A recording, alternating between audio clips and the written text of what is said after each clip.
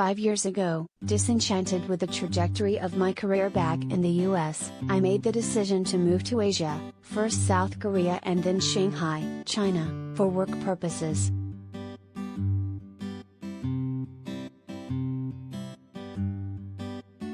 In some ways, being a black woman in South Korea and China was relatively easy. Compared to America, both countries are relatively safe. I have been lucky not to experience any type of assault or harassment, unlike in America where I was often subjected to street harassment. Being black in America felt like I constantly had a target on my back.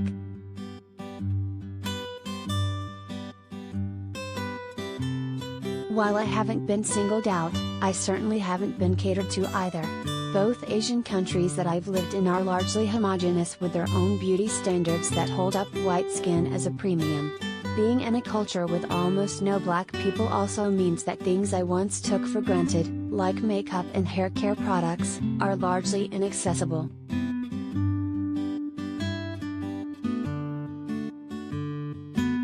It's hard to say if I experience more or less racism while being black in Asia.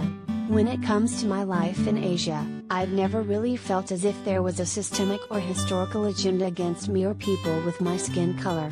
But while I may not have to worry about police brutality, I have seen job postings that contain phrases like white teacher only, or Obama skin teacher okay.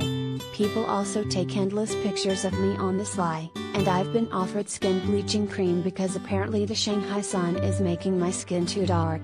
Living here is its own special kind of soul crushing.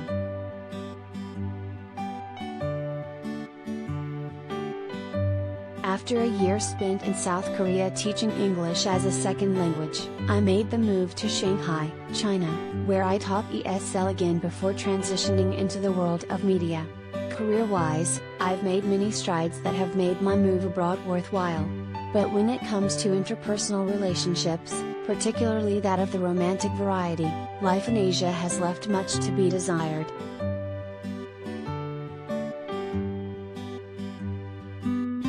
Throughout my 20s and early 30s, I only had 2 relationships that both span less than 6 months. I have always yearned for something more than casual. Instead, I've spent the bulk of my time here single, but not for a lack of trying.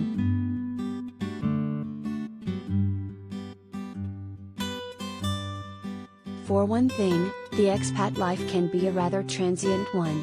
Many people in Asia, usually ESL teachers, move abroad for short-term work contracts lasting about a year.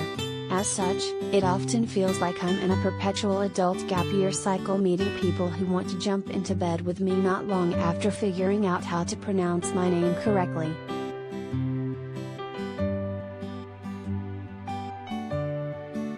Many people I encounter in the dating scene, including expats, seem to assume that hooking up is the default expectation. Once, while I was browsing a popular dating app, a man messaged me a polite introductory message. Upon perusing his profile, I saw that he was only seeking hookups. At first I tried to just ignore him, but when he circled back wanting to know why I left his message unread, I let him know that I was looking for something more than just a hookup.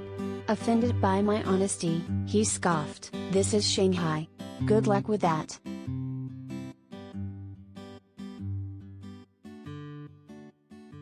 A woman on another dating app had similar things to say when I told her I wasn't interested in a threesome with her and her boyfriend.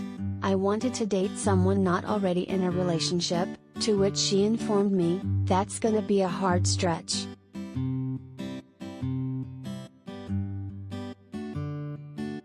Dating locals hasn't been very fruitful for me either.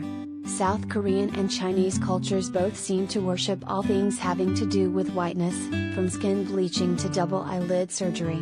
As a black woman, I don't fit into either society's standards of beauty.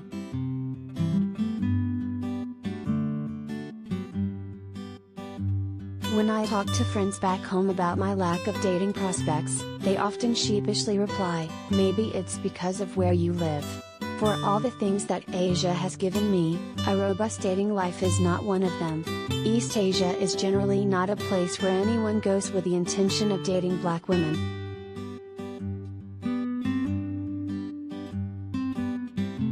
I often feel invisible, which can breed an air of desperation that I'm sure isn't very attractive. As a result, I've made some really bad dating decisions involving myself in verbally and mentally abusive situations, dating people who were unavailable to me and settling for less than what I wanted and deserved. I'm sure my singledom has been a self-fulfilling prophecy in some ways.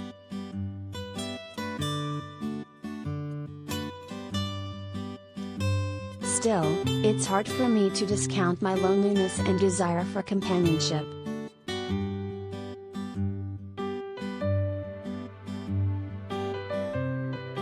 Moving abroad was essentially my way of leaning into not only my career, but also my personal wanderlust desires. But as I get older, I realize it's likely not possible for me to keep up this lifestyle while also obtaining long-lasting companionship and possibly building a family.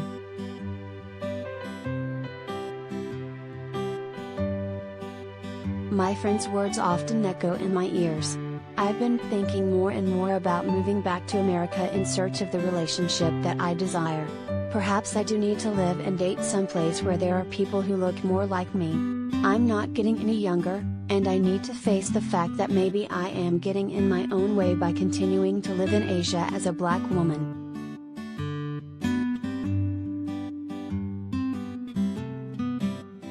On the other hand, many people I know back home and abroad have shaky dating experiences.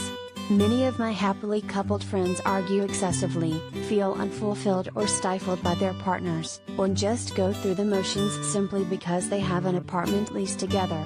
Sometimes I have to remind myself not to be envious of others. Finding love and maintaining a healthy relationship is hard no matter where you live.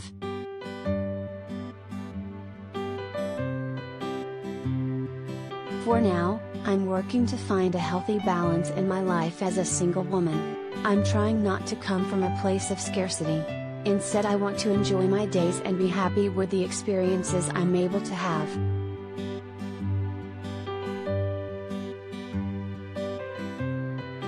I recently moved to Thailand to build up my remote and freelance writing business. While I likely won't find the love of my life here either, at least I have myself.